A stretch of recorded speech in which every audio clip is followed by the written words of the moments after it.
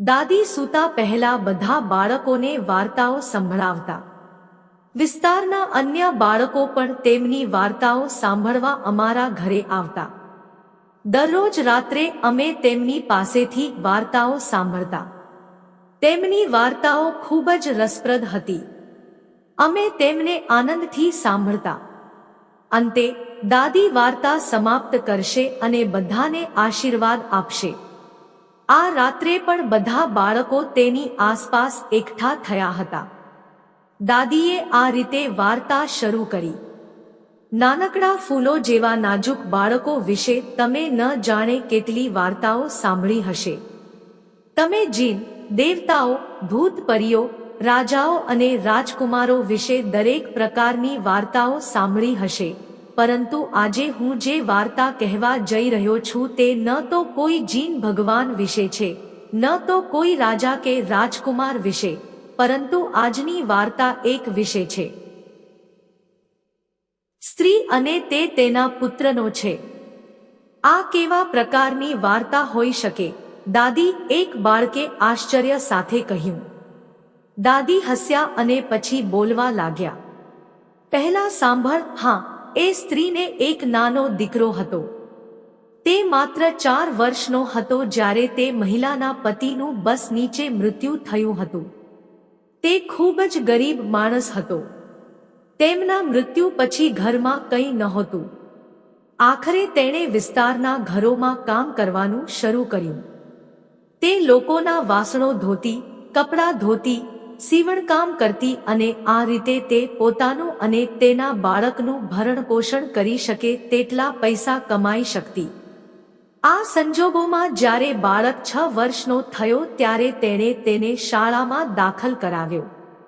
બાળક ખૂબ જ બુદ્ધિશાળી હતો. તેણે વર્ગમાં અનુકરણીય દરજ્જો પ્રાપ્ત કર્યો. જ્યારે તે પ્રથમ જૂથમાં પ્રથમ આવ્યો ત્યારે માતાની ખુશીની કોઈ સીમા ન રહી. બાળક ખંતથી ભણતો રહ્યો. તેણે દિવસરાત મહેનત કરી. તે દર વર્ષે ગ્રુપમાં પ્રથમ આવતો હતો. હકીકતમાં તે ખૂબ જ દુઃખી હતો કે તેની માતાને લોકોના ઘરે કામ કરવું પડ્યું. તેણે વિચાર્યું કે ભણીને તે એક દિવસ મોટો માણસ બનશે અને તેની માતાની સેવા કરશે. તેને આખી જિંદગી કોઈ કામ કરવા નહીં દે. દિવસો વીતતા ગયા. અંતે તેણે 10મા ધોરણની પરીક્ષા પાસ કરી. આ વખતે તેણે એટલો પ્રયત્ન કર્યો કે તેની માતાને ચિંતા થઈ કે તે બીમાર પડી શકે. પરંતુ તેણે મહેનત કરવાનું બંધ કર્યું નહીં. જ્યારે પરિણામ આવ્યું ત્યારે અખબારના પહેલા પાને તેની તસવીર છપાઈ હતી. તે જિલ્લામાં પ્રથમ આવ્યો હતો. માતાની ખુશી વિશે આપણે શું કહી શકીએ? તે દિવસે બંને ખુશીને કારણે ઊંઘી શક્યા નહીં. આખો દિવસ વિસ્તારના લોકો મને અભિનંદન આપવા આવતા રહ્યા. દીકરાએ રાત્રે પ્રેમાળ સ્વરમાં કહ્યું, મમ્મી ડિયર, હું હવે આગળ નહીં ભણીશ. તેની વાત સાંભળીને મમ્મી ચોંકી ગઈ. તેણે કીધું, દીકરા, તું શું બોલે છે? જો તમે ભણશો નહીં તો તમે મહાન માણસ કેવી રીતે બનશો? તારે હજુ ઘણું ભણવાનું બાકી છે. પણ અમ્મા જાન, હું તમને કામ કરતા જોઈ શકતો નથી. તેથી હું થોડી રોજગારી શોધીશ. દીકરા, મારી આશાઓ પર પાણી ન નાખો. આ વિચારને તમારા હૃદયમાંથી તરત જ કાઢી નાખો. તમારા શબ્દોથી મને ખૂબ જ દુઃખ થયું છે. ફરી આવી વાતો ના કર. બાળક તેની માતાની વાત સાંભળીને ચૂપ રહ્યો અને કોલેજમાં પ્રવેશ્યો.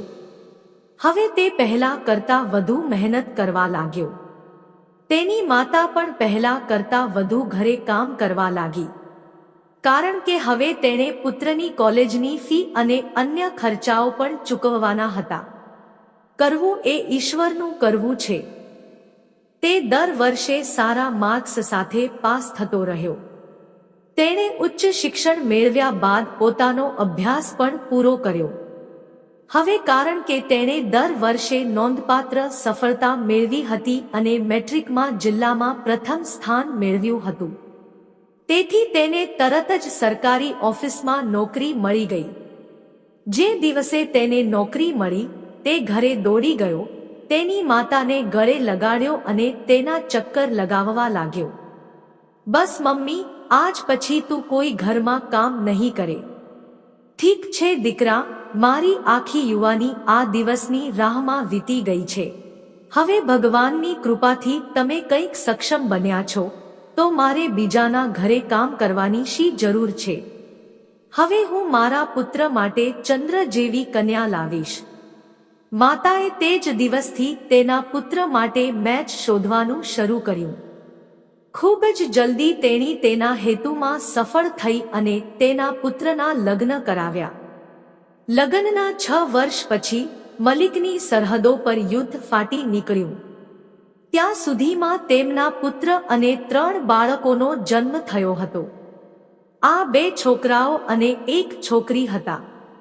દુશ્મન દેશે કોઈ પણ જાહેરાત વગર આપણા દેશ પર હુમલો કર્યો હતો. આથી બધા ગુસ્સે થયા. હજારો શહેરી યોદ્ધાઓને તાલીમ આપવા માટે. તે મહિલાનો પુત્ર પણ તેમાં હતો. તે પણ કોઈથી પાછળ રહેવા માંગતો ન હતો. શિસ્ત લેવાનું શરૂ કર્યું. એક દિવસ તેને પણ પાછળના મોરચા પર મોકલવામાં આવ્યો. માતાએ ખુશીથી તેને વિદાય આપી. જ્યારે તે લડવા જતો હતો ત્યારે તેના બાળકો તેને વળગી પડ્યા હતા. પત્નીની આંખોમાં આંસુ આવી ગયા. 15 દિવસ સુધી યુદ્ધ ચાલુ રહ્યું. 15મા દિવસે શહેરના મહાજમાં ભારે દબાણ જોવા મળ્યું હતું. તોપનો ગોળો પાછળની લાઈનો પર પડ્યો અને મહિલાનો પુત્ર અન્ય કેટલાક લોકો સાથે શહીદ થઈ ગયો. જ્યારે તેનો મૃતદેહ ઘરે લાવવામાં આવ્યો ત્યારે બાળકોએ તેને ગળે લગાડ્યો અને રડવા લાગ્યા. પત્ની જોરથી રડવા લાગી. એક એવી માતા હતી જેણે પોતાની આંખમાંથી એક આંસુ પણ નીકળવા ન દીધું. તે ફક્ત મૃત શરીર તરફ જોતી રહી. ફરી એકવાર તે બીજાના ઘરના કામો હતા અને તે જ હતું. પહેલા તે તેના પુત્ર માટે કામ કરતી હતી. હવે તેના પૌત્રો અને તેના પુત્રની પત્ની માટે. હવે તમે જાણશો કે તે તેના પૌત્રોને શું સલાહ આપે છે.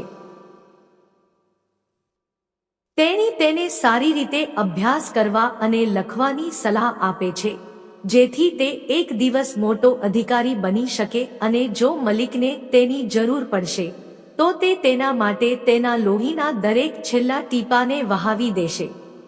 આટલું કહીને દાદી ચૂપ થઈ ગયા.